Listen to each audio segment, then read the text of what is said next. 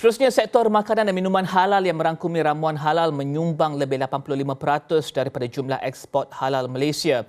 Sementara itu, sektor kosmetik dan penjagaan diri halal, bahan kimia industri dan farmaseutical halal pula sumbang 13.1% kepada jumlah ekspor halal keseluruhan Malaysia pada suku pertama 2021.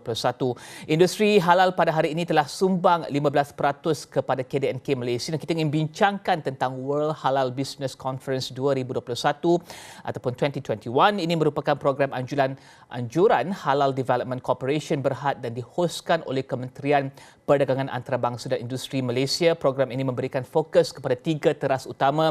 Antaranya ialah promosi pelaburan, rundingan perdagangan dan kemahiran pakar dalam industri halal. Kita ingin membincangkan berkenaan World Halal Business Conference 2021 dan platform Halal Integrated Platform HIP bersama Ketua Pegawai Eksekutif HDC Hairul Arifin Sahari. Hairul, mungkin pertama sekali Hairul boleh ceritakan perkembangan industri halal Malaysia setakat ini, terutamanya ketika pandemik COVID-19 melanda pada ketika ini. Apakah cabaran utama bagi industri halal Malaysia?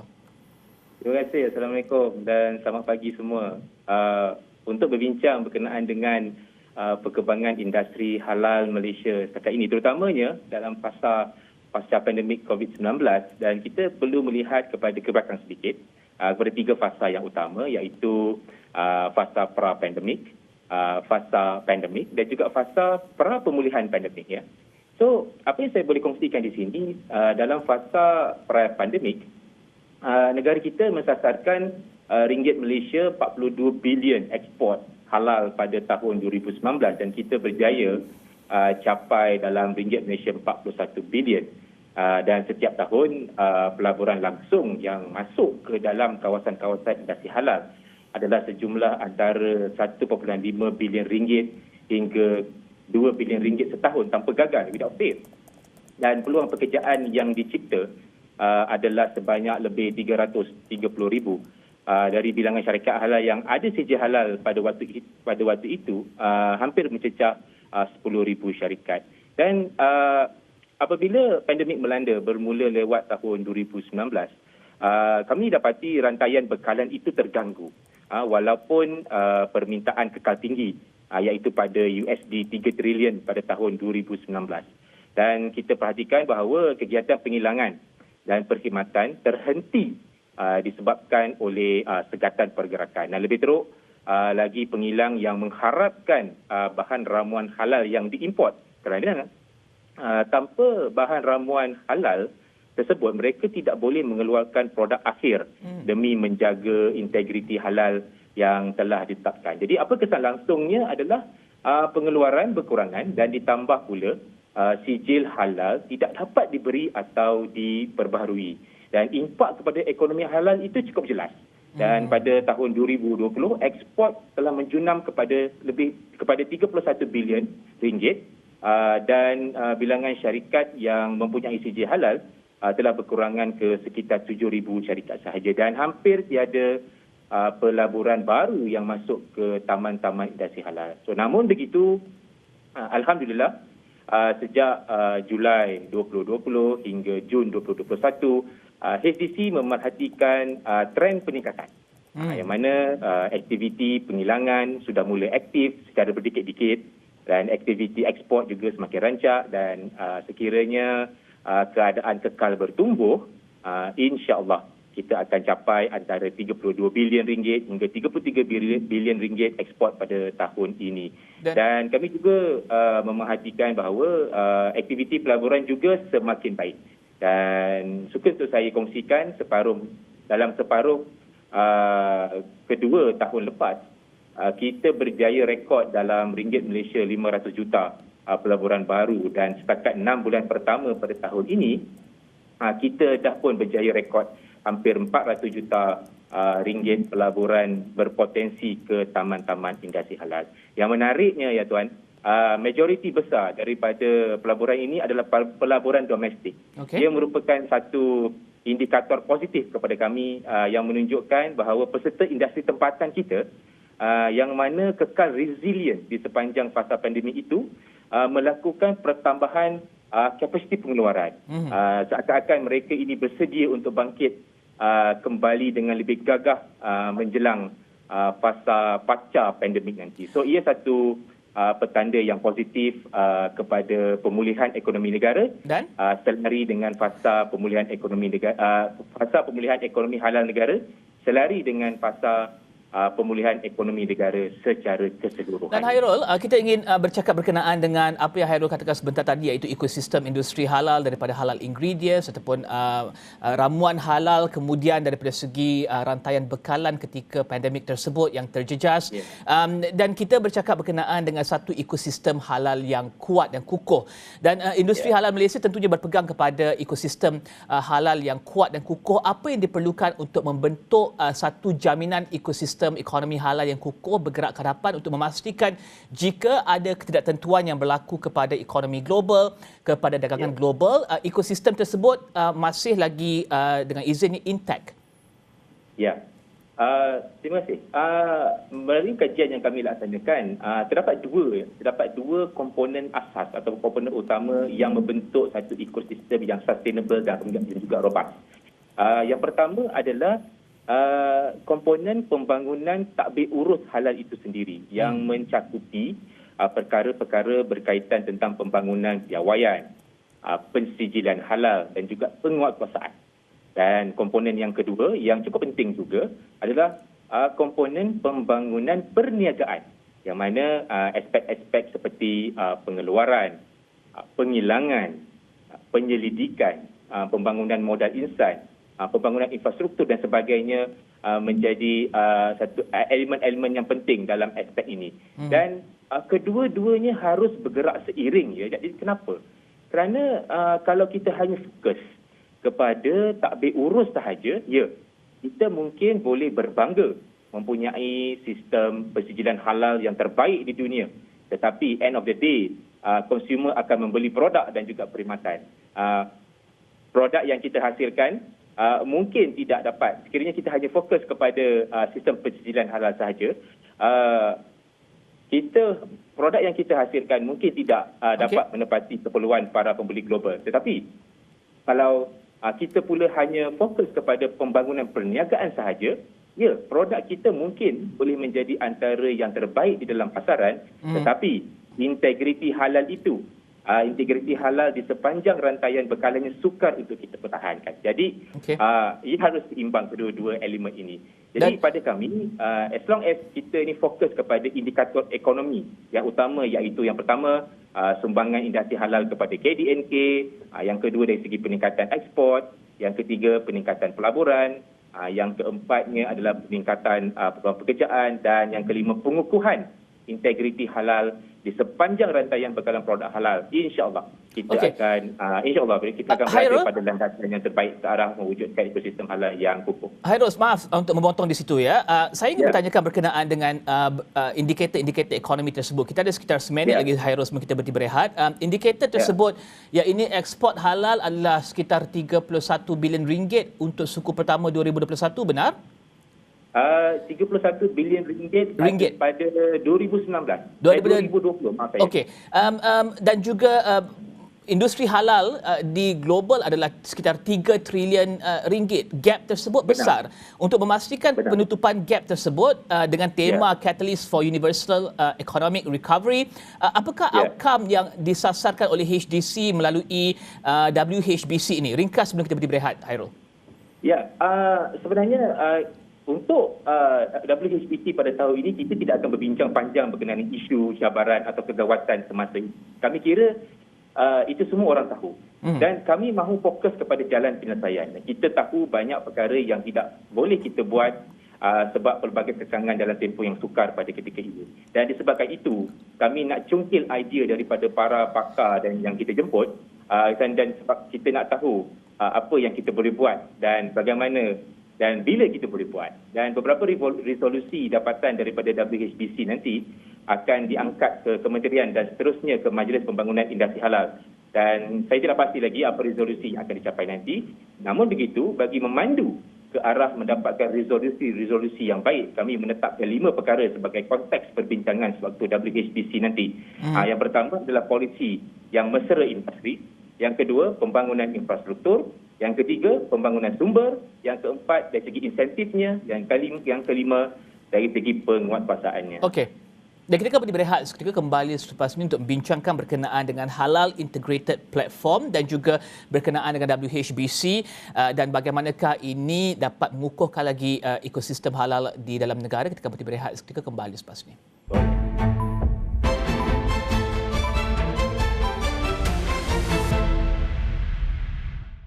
Dan seterusnya kita masih lagi membincangkan berkenaan dengan World Halal Business Conference 2021 dan juga platform Halal Integrated Platform bersama dengan Ketua Pegawai Eksekutif HDC Hairul Arifin Sari. Hairul, kita juga bercakap berkenaan dengan Halal Integrated Platform HIP dan antara sasarannya adalah untuk menyokong dan membantu PKSM tempatan dan industri halal. Bagaimana sokongan ini dapat diberikan? Adakah semua sokongan, jaringan, bantuan dan juga pemain dalam industri halal akan lebih jelas melalui HIP ini dan juga bagaimanakah peranan HDC dalam memastikan ini dilaksanakan dengan berjaya? Baik, sewaktu World Halal Business Conference 2021 nanti kami akan melancarkan Halal Integrated Platform atau lebih dikenali sebagai HIP. Dan untuk sedikit makluman, ia merupakan satu platform ya yang bakal menghubungkan lebih 200,000 peserta industri halal di Malaysia sesama mereka dan dalam masa yang sama menghubungkan mereka dengan lebih 360 organisasi termasuk kementerian, agensi pusat dan juga di peringkat negeri, institusi perbankan, institusi penyelidikan dan sebagainya. Yang mana institusi-institusi ini dan juga organisasi-organisasi ini terlibat dalam agenda pembangunan ekosistem halal di Malaysia. Secara ringkasnya, HIP adalah platform rangkaian komuniti ekosistem halal secara maya yang pertama seumpamanya di dunia. Jadi kenapa kami mewujudkan Halal Integrated Platform ini? Yang pertama, apabila saya bincangkan tadi berkenaan dengan ekspor halal negara ya pada 31 bilion masuk ke pasaran 3 trilion USD. Jadi it's a drop in the ocean. Masih belum boleh dikatakan kita masih berjaya dalam pembangunan ekosistem halal. Apabila kami mengkaji kenapa berlaku sedemikian, di Malaysia sebenarnya terdapat lebih 200,000 syarikat yang terlibat dalam perniagaan berkaitan halal. Namun begitu, hanya terdapat lebih kurang 7,000 hingga 8,000, 7,000 hingga 10,000 syarikat yang ada sijil halal. Dan cabaran pertama yang kami hadapi adalah bagaimana kami hendak menarik lagi 190,000 lagi syarikat yang ada di luar sana yang terlibat dalam aktiviti berkaitan halal untuk mendapatkan sijil halal. Itu cabaran yang pertama. Yang keduanya adalah daripada 10,000 syarikat yang ada sijil halal, hanya kurang daripada 3,000 sahaja yang mengekspor. Itu timbul pula cabaran yang kedua, yang mana setelah mendapat sijil halal, bagaimana kita boleh membantu mereka untuk menjadi peserta industri yang lebih cemerlang dalam rantaian bekalan. Sekiranya mereka sebelum ini mengekspor ke satu buah negara, bagaimana kita hendak membantu mereka mengekspor ke 10 buah negara dalam masa 2 atau 3 tahun yang akan datang. Jadi yang ketiga pula, saban tahun institusi pendidikan di negara mengeluarkan puluhan ribu graduan yang berkaitan halal. Bila saya cakap graduan berkaitan halal ni bukanlah graduan berkaitan agama ataupun usuluddin dan sebagainya. Saya melihat kepada graduan berasaskan industri seperti bioteknologi, food teknologi dan sebagainya. Berpuluh ribu. Tetapi berdasarkan perkiraan kami, pada ketika ini hanya terdapat lebih kurang dalam 20,000 sahaja halal eksekutif dan halal manager yang berada di pasaran.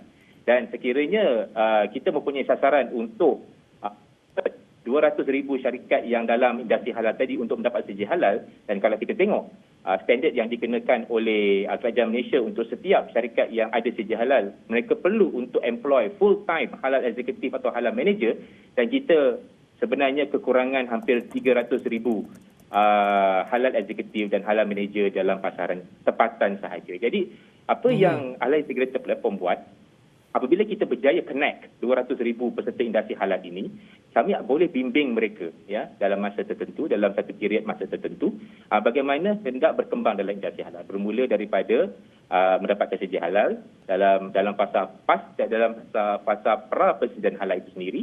Dan sewaktu persijilan halal, kita akan berusaha dengan JAKIM dan kita akan bantu syarikat mana yang mengalami non-conformance dan sebagainya. Kita boleh bantu mereka dan rectify isu dan help them to resubmit their application.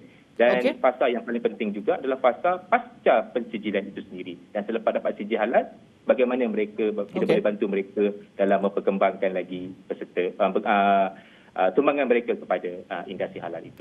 Mari kita bercakap berkenaan dengan WHBC. Siapakah pemain utama dalam dan juga luar negara yang disasar untuk berada dalam ekosistem persidangan kali ini, dan juga apakah isu utama yang mereka akan tumpukan pada WHBC ini?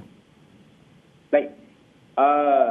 Kami hendak, yang pertama insyaAllah WHBC ini akan dirasmikan oleh Yang Amat Berhormat Perdana Menteri, dan akan ada kami telah menjemput wakil-wakil dari pelbagai negara termasuk Australia, Afrika Selatan, Senegal, Indonesia dan juga Turki.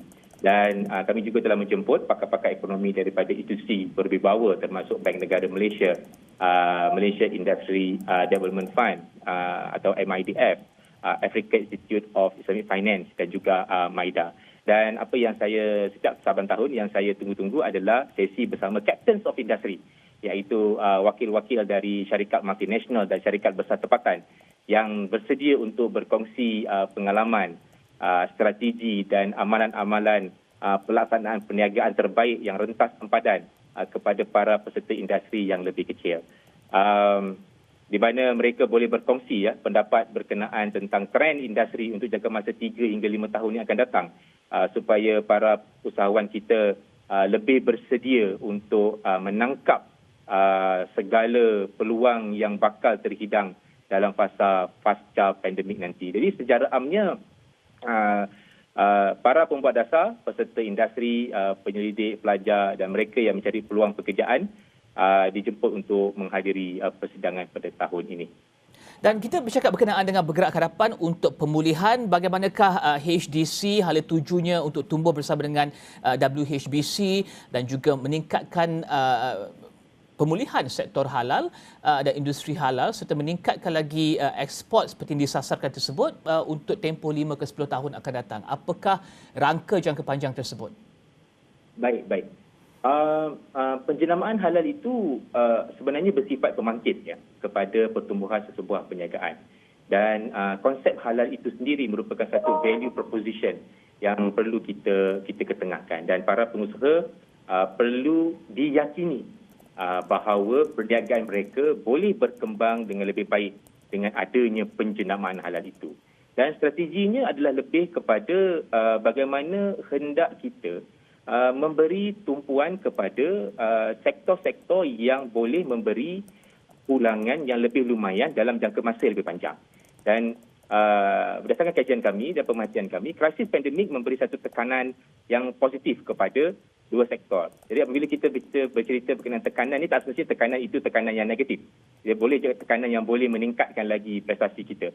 Dan terdapat dua sektor, iaitu sektor perkhidmatan makanan halal dan juga sektor pharmaceutical halal. Dan kami menjangkakan yang ia akan kekal positif dalam jangka masa yang panjang pasca pandemik nanti, kerana amalan norma baru itu sendiri. Contohnya sekarang ni kita suka untuk membeli barangan, terutamanya makanan secara online. Dan ramai yang mula mengamalkan gaya hidup sihat, semakin rajin berkunjung ke pusat-pusat rawatan dan juga farmasi untuk mendapatkan ubat atau suplemen dan sebagainya. Dan perkembangan ini sangat baik dan memberi impak yang baik kepada kedua-dua sektor ini. Namun demikian, on the other hand, on the other side, krisis pandemik juga cukup memberikan tekanan yang negatif kepada sektor pelancongan, dan terdapat banyak laporan di luar sana yang mencadangkan ataupun yang mengatakan bahawa sektor ini merupakan sektor yang pertama terjejas dan yang akan terakhir akan pulih. Apabila dunia dan kami melihat apabila dunia telah mencapai herd immunity dan pelancongan akan dibenarkan, ada sinar terutamanya dalam segmen pelancongan mesra muslim. Tetapi paling nak diberi tumpuan oleh HDC dan Kerajaan Malaysia adalah sektor bahan ramuan halal.